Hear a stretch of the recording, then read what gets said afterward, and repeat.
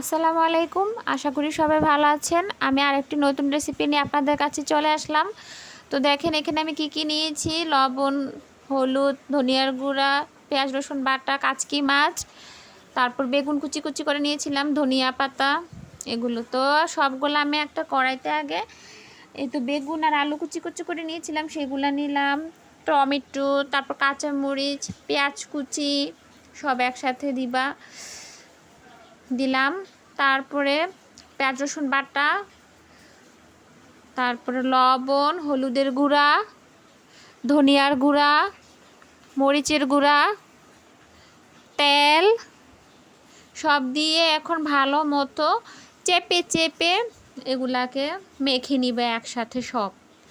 এমন এই যে পানি পানি যখন একটু উঠে আসবে মাখার, তখন আমি এই যে মলা মাছ, কাচকি মাছগুলা দিয়ে দিব।